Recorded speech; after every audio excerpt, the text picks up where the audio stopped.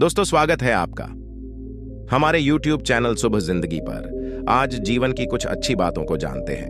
तो चलिए, गुरु जी के पास श्री कृष्ण कहते हैं, तू कर्म करता चल, फल की इच्छा ना कर, फल वह अपने आप देगा, जो जैसा बोएगा वह वैसा ही फल पाएगा। आपने हमेशा देखा होगा कि जो लोग ज्यादा पूजा पाठ करते हैं वह हमेशा दुखी क्यों रहते हैं, और जो लोग बिल्कुल भी पूजा नहीं करते वह सुखी क्यों रहते हैं। उनके पास सब कुछ होता है। ऐसा अक्सर क्यों होता है? एक इंसान दिन रात पूजा करता है पर फिर भी दुखी रहता है। वीडियो को अंत तक देखें, आधा अधूरा ज्ञान फलदायी नहीं होता।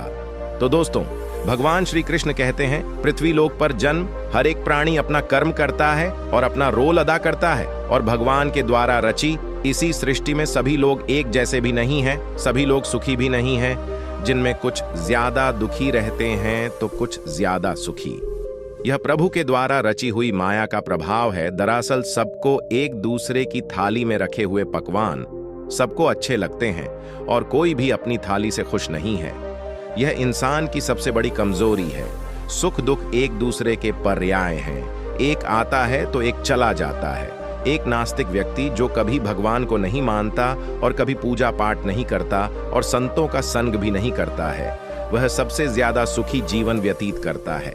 यह सब देखकर ज्यादा पूजा पाठ करने वाले इंसान को लगता है कि भगवान ही गलत है, भगवान की न्याय प्रक्रिया ही गलत है। ये कोई कहानी नहीं है, यह हर किसी के साथ होता है।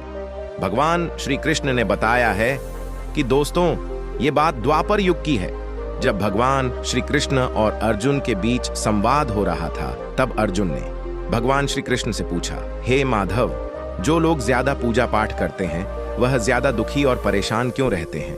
इसके पीछे क्या कारण है? जबकि वह लोग जो भगवान का नाम ही नहीं लेते, भगवान का स्मरण ही नहीं करते, वह हमेशा गलत कार्य करते हैं। उन लोगों को जीवन में सुख मिलता है। इसके पीछे का रहस्य मुझे समझाने का प्रयास करें। तब भगवान श्री कृष्ण ने एक छोटी सी कहानी के माध्यम से अर्जुन को इसका उत्तर दिया। भगवत गीता के अनुसार एक गुरु के दो शिष्य थे। दोनों ही पढ़े लिखे और विद्वान थे। दोनों में फर्क सिर्फ इतना था कि एक भगवान को मानने वाला था और दूसरा भगवान को न मानने वाला था। भगवान को मानने वाला शिष्य हमेशा ही जहां पर भगवान की कथा होती थी, जहां सत्संग होता, भजन होता था, वहां दौड़ा चला जाता था और भगवान की पूजा पाठ करने लगता था। दूसरा शिष्य इन सब चीजों से काफी दूर था। वह शराब पिया करता था, वेश्याओं के पास जाया करता था। सारी बुरी आदतें दूसरे शिष्य में थीं। एक दिन क्या हुआ कि जब वह शिष्य शराब पीकर अनाप शनाप बोलते हुए रास्ते में चलते हुए अपने घर को जा रहा था, अचानक उसको रास्ते में पैसों से भरा बैग मिल जाता है। उसकी खुशी का ठिकाना नहीं रहता। वह जोर जोर से चिल्लाने लगता है, आज मुझे पैसों से भरा बैग मिल गया है, मेरा जीवन सफल हो गया है, इन पैसों से जीवन की आवश्यकताओं की पूर्ति कर लूंगा। वहीं दूसरा मित्र मंदिर से भजन करते हुए अपने घर को जा रहा था। अचानक उसके पैर में बहुत बड़ी कील चुभ जाती है, रक्त निकलने लगता है।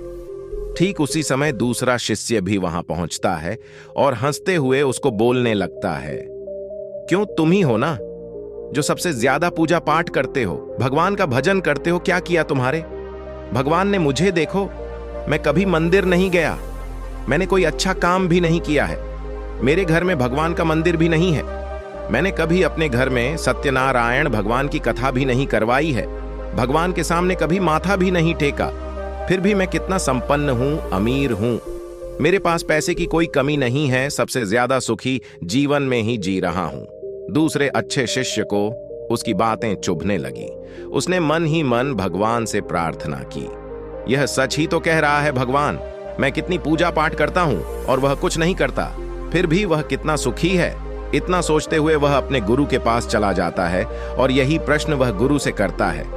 गुरु जी मुस्कुराते हुए बोलते हैं, भगवान जो भी करते हैं अच्छे के लिए करते हैं, जिसकी जैसी योग्यता होती है उसको उसी के अनुसार फल देते हैं। अब तुम्हारे प्रश्नों का उत्तर तुम जानते हो। भगवान ने पैरों में ही क्यों कांटे चुभाए, उसे पैसों से भरा बैग क्यों मिला? सुनो, तुमने पिछले जन्म में बहुत पाप किया था, इसलिए आज तुम्हारी मौत होने वाली थी। तुम बच गए क्योंकि तुम मंदिर जाते थे और तुमने भगवान की पूजा की थी।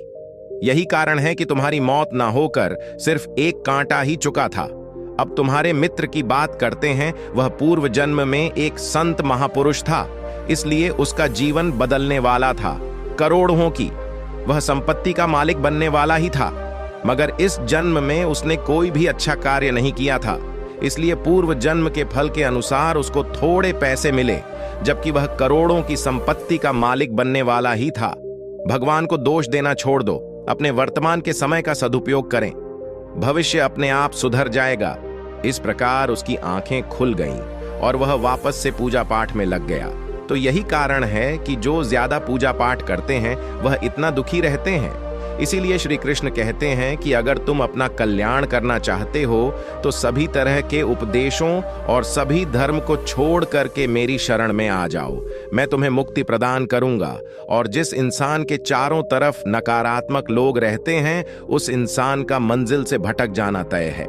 कमेंट में राधे राधे लिखें और चैनल को सब्सक्राइब करना ना भूलें।